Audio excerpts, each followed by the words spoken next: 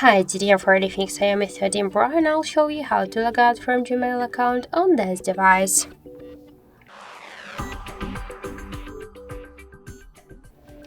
So first we should launch Gmail application and then tap on the right upper corner. To log out from Gmail account in Gmail app, we should first log out from Google account on our device.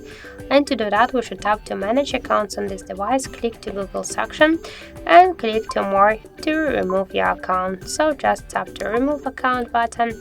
Are you sure? Okay, if you use one from the protect methods, you should confirm that it's here.